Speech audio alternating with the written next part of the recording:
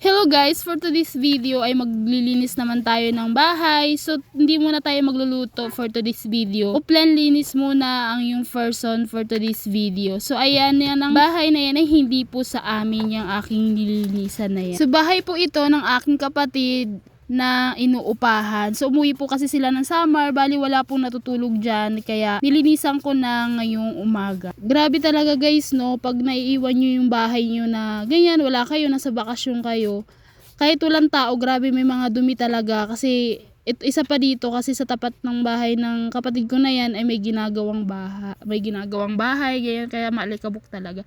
So ayun, may nadampot ako na gold doon, na hikaw, gold po siya. So ayun, tinabi ko na lang kasi yun daw po ay hikaw ng pinsan ng aking hipag na pumupunta sa kanila. For the tuwad-tuwad ang person dyan para lang maabot yung ating mga nakasulok-sulukan dyan ng mga dumi.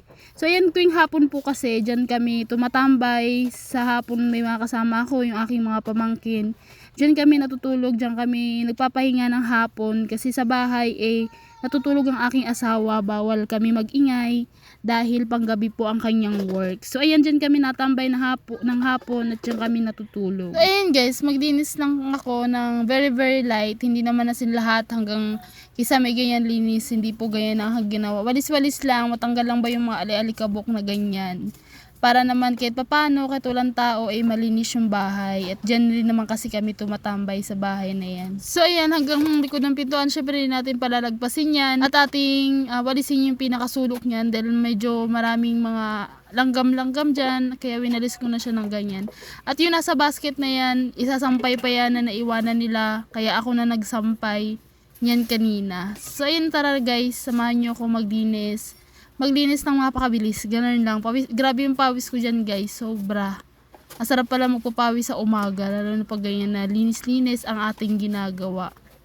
So ayun guys, so ayun, ganyan karami yung aking nawalis. Marami talaga siyang mga buha-buhangin. Wag yun ang pansinin yung kanilang dustpan, nasira na po talaga yan. So umorder pa po sila galing Amerika, charot!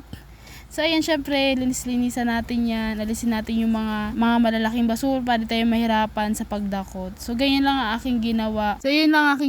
Dinakot ko talaga na maigi yung mga buha-buhangin diyan sa dustpan at di talaga maiwasan na pumasok yung buhangin dahil nasa daanan po sila.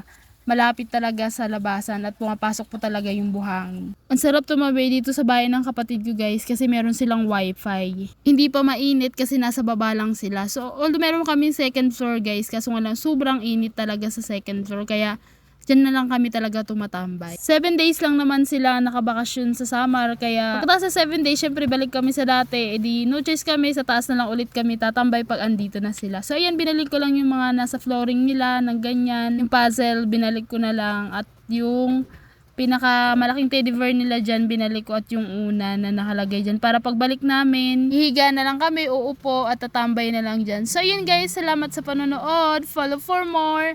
Bye!